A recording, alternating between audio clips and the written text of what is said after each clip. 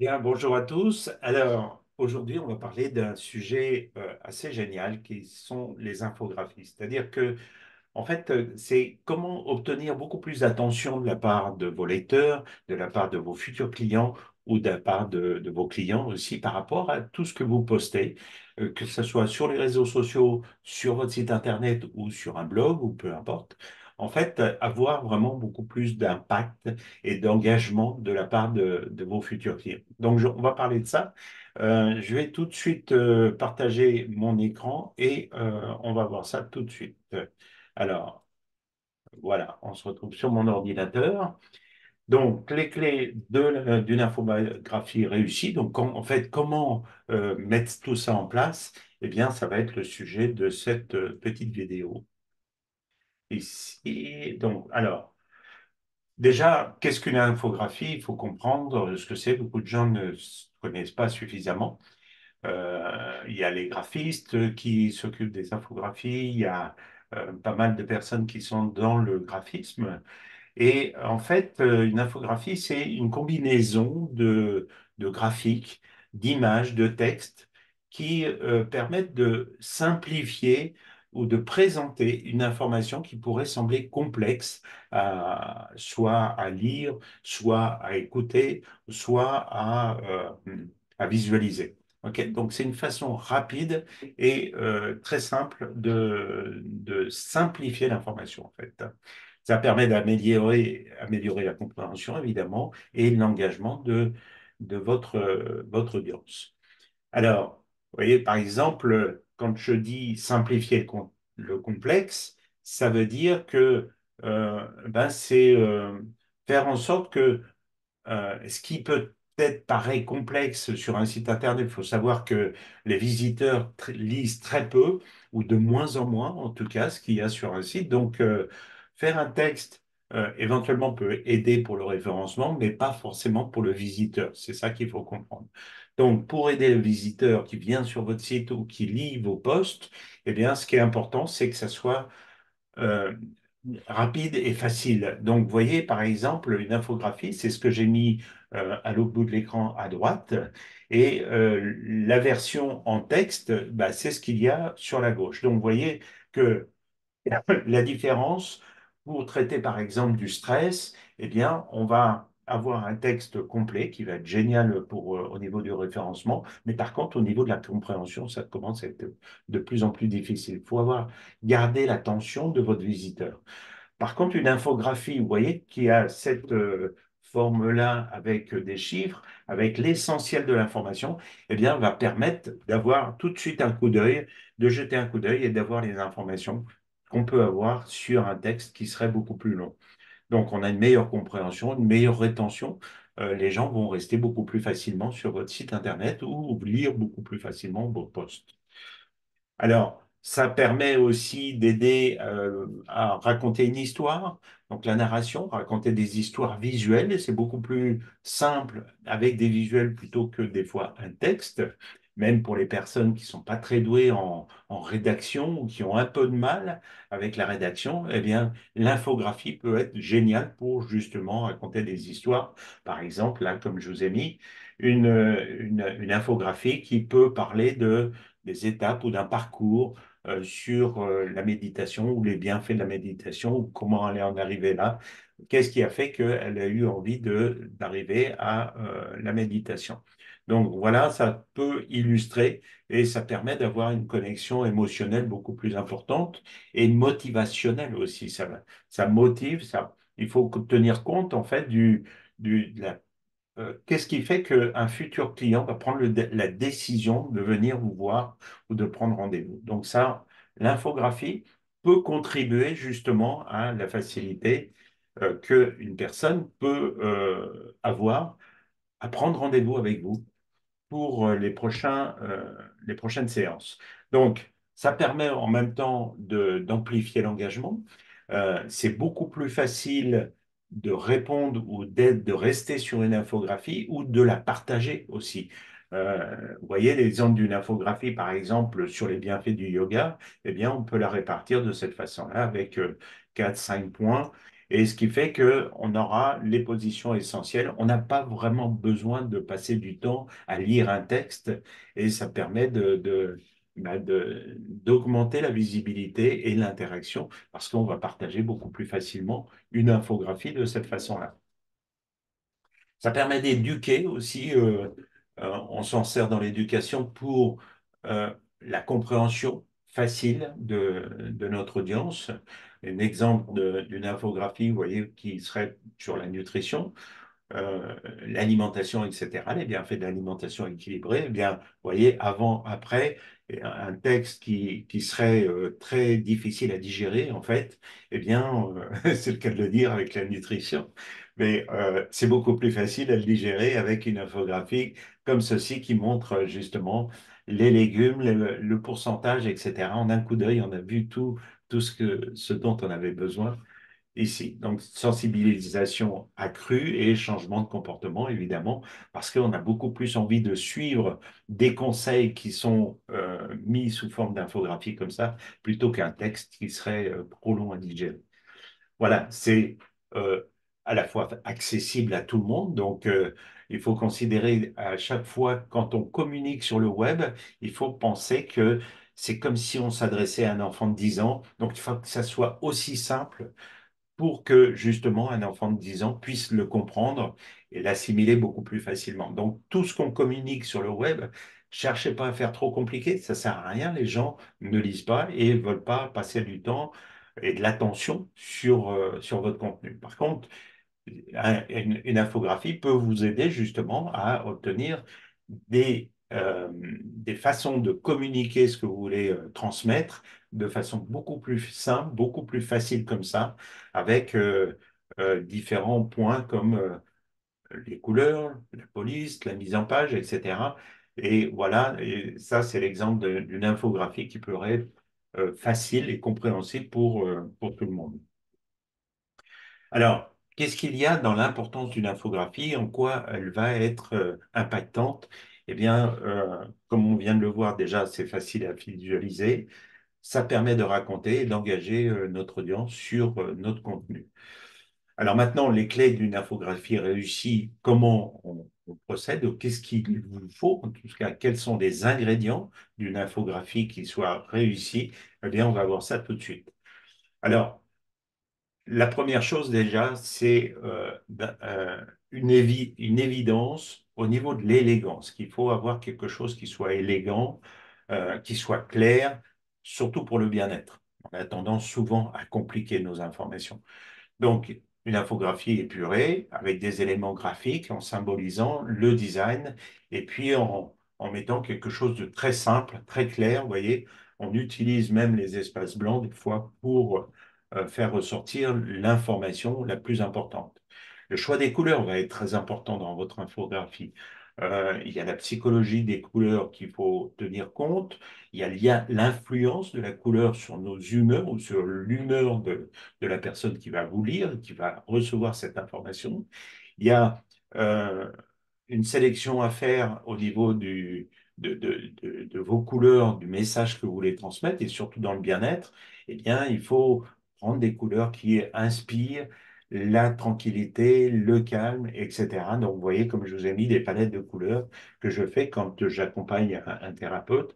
En fait, on crée une identité de marque et une image de marque avec une charte graphique de façon à ce que, eh bien, il y ait une cohérence dans toute la communication du thérapeute et qu'on peut retrouver toutes ces codes couleurs, en fait, et qui soient en cohérence avec toute la communication qu'il va pouvoir transmettre, que ce soit sur son site, sur une brochure, un tract ou n'importe quel poste ou quoi que ce soit. Il y a une autre particularité de l'infographie qui a beaucoup d'importance, énormément d'importance. Et je vois encore beaucoup trop d'erreurs qui sont faites là-dessus, où on a des polices qui soient uniformes, excusez-moi, sont uniformes, qui n'a pas de relief, n'a pas de coton, qui est peut-être la même partout, ou qui est difficilement lisible. Il faut vraiment faire attention au choix de la police. Euh, de façon à ce que euh, la priorité soit la lisibilité. Et ça, c'est vraiment quelque chose qui manque. On veut faire quelque chose de joli, on prend des polices qui sont trop compliquées à lire, et ça, je le vois trop souvent. Franchement, il faut vraiment faire attention, et c'est un des critères principaux de l'infographie. Donc, limiter le nombre de polices. Il faut vraiment que ce soit très, très peu de polices différentes. Hiérarchiser l'information en fonction de la taille. Donc, vous allez prendre, par exemple, un titre, il sera forcément beaucoup plus gros que le texte, etc. Et le sous-titre et tout.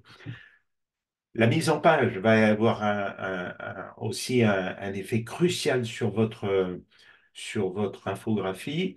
L'organisation logique avec, vous voyez, des points, par exemple 1, 2, 3, 4, 5, etc. Et mettre comme une route. Vous voyez, c'est pour ça que je vous ai choisi un dessin d'une route comme ça, de façon à pouvoir montrer qu'il y a un cheminement d'une étape 1 à une étape 5 ou peu importe, mais un cheminement, en tout cas dans la transmission de l'information, qui est vraiment hyper importante, avec une hiérarchie visuelle claire. Des icônes et des images que vous pouvez mettre aussi dans vos infographies. Le choix des icônes va être important, ou le choix des images. N'en mettez pas trop, il faut vraiment que l'infographie reste très claire. Si vous avez beaucoup d'images, on peut l'agencer de cette façon-là, qui est beaucoup plus compréhensible, plutôt que une image de fond, par exemple, qui pourrait prendre le dessus sur le texte, et alors là, ça marche pas du tout. Donc, il vaut mieux y aller avec parcimonie et puis choisir les icônes qui vont bien avec le message que vous voulez transmettre, soit dans le texte ou par l'image. Donc il faut qu'il y ait vraiment cette cohérence du style avec votre palette de couleurs et les messages que vous voulez transmettre. Voilà, il faut que l'intégration soit harmonieuse. Donc, c'est l'art de combiner les éléments entre eux. En fait, l'importance de l'équilibre entre tous les éléments. Voilà, je vous ai mis deux exemples d'infographie. Une qu'il faut surtout pas faire, qui est trop compliquée, trop complexe. Et j'ai vu ça hein, des fois sur le web, donc c'est vraiment pour ça que je vous ai mis l'exemple. Et puis une infographie en bas qui est beaucoup plus simplifiée, claire et rapide à assimiler, à comprendre. On voit tout de suite, en fait, par la hiérarchie des titres et des étapes, où est-ce qu'on peut aller et qu'est-ce qu'on va obtenir aussi. Voilà, donc au niveau des applications dans le bien-être, il y a énormément de possibilités dans le bien-être. Il y a énormément de sujets. Moi, je le vois quand on fait un accompagnement et puis on crée une stratégie sur le long terme. Il y a des tonnes de sujets sur lesquels on peut faire éventuellement des infographies. On fait du texte, mais on fait aussi des infographies. C'est vraiment génial parce que ça permet d'avoir bah, d'avoir des éléments qui sont dans votre sujet, qui sont facilement compréhensibles par votre audience et qui vont attirer en fait le monde. Hein, c'est surtout ça. Donc, vous voyez, par exemple, le yoga, l'exercice physique, la nutrition, on peut le faire dans la réflexologie, la sophrologie, l'hypnose, etc. Enfin, il y a vraiment beaucoup de domaines dans lesquels on peut appliquer tout ça. Donc, voilà, pour résumer, eh bien, on a vu que l'infographie bah, permettait de simplifier quelque chose de complexe, de raconter des histoires visuelles, d'amplifier l'engagement et le partage, évidemment, de pouvoir s'en servir pour éduquer votre audience avec beaucoup plus de clarté, et puis faire en sorte que bah, ça soit accessible à tous, à la fois pour la personne qui écrit, le rédacteur, comme la personne qui va vous lire. Donc, c'est vraiment très, très important. Alors, on a vu aussi que les clés d'une infographie qui était réussie, ben, ça dépend de la psychologie des couleurs, de la force de la typographie, le choix que vous allez mettre dans vos polices. Ça va permettre, il faut tenir compte aussi de guider le regard, hein, un petit peu comme une route, où je prends toujours l'exemple chez Ikea, où on a un chemin fléché, donc il faut orienter le regard de la personne qui va lire les informations qui sont sur votre infographie. Et puis, c'est l'art de combiner les éléments entre eux, que ce soit des images, des icônes, du texte, etc. Et voilà, on a vu aussi quelques exemples pour le bien-être. Il y en a plein d'autres, hein. Je pourrais vous en donner vraiment beaucoup, mais voilà, je voulais raccourcir la vidéo. Alors, pour en savoir plus et pour savoir comment créer une infographie qui a vraiment de l'impact et comment la créer facilement, eh bien, j'anime le prochain atelier, en fait, qui va avoir lieu le 12/02/2024 à 14h30. Ce sera sur Zoom. Vous pouvez vous inscrire via donc le groupe privé ou sur mon site internet osepercer.com/atelier-gratuit avec un s.com, enfin un .com, sans .com, mais voilà, et vous tombez directement sur mon site internet où vous allez voir les anciens ateliers que j'ai pu donner et les nouveaux, et vous inscrire beaucoup plus facilement à ce prochain atelier ou les prochains, si vous voyez la vidéo dans une semaine, 2 semaines, 3 semaines, 4 semaines, ou peu importe. Alors, ce que vous allez pouvoir découvrir dans cet atelier, eh bien, ça va être déjà la technique méconnue. Donc, comment adopter la stratégie des maîtres de la communication visuelle pour que le cerveau de vos futurs clients les incite naturellement à choisir vos services. Donc, on va voir tout ça. Éviter absolument l'erreur fatale qui pourrait tenir votre crédibilité en tant que praticien bien-être lors de votre crédibilité lors de votre première infographie. Donc, les erreurs à ne pas commettre sur les infographies, surtout, que je vois trop souvent. C'est pour ça que j'ai mis ce point-là dans l'atelier. La méthode ultime pour trouver du temps et créer des contenus visuels impactants, même avec un emploi du temps chargé. Donc, je vais vous montrer comment gagner du temps, hein. Je sais que beaucoup d'entre vous n'ont pas beaucoup de temps à consacrer à leur communication, donc ça va être vraiment très important. Le générateur de thèmes et d'idées qui va alimenter votre crédibilité, votre créativité pendant des mois et des mois de contenu. Vous allez voir que là, c'est pour éviter que vous tombiez en panne à chaque fois. Qu'est-ce que je vais mettre? Qu'est-ce que je vais faire? Qu'est-ce que je vais pondre comme infographie? Qu'est-ce que je vais transmettre comme post, comme information à mon public? Donc voilà, distinguez-vous des autres praticiens bien-être avec des aptitudes essentielles à la création d'infographies. Donc je vous montrerai quelles attitudes, quel est l'état d'esprit en fait à avoir pour créer des infographies.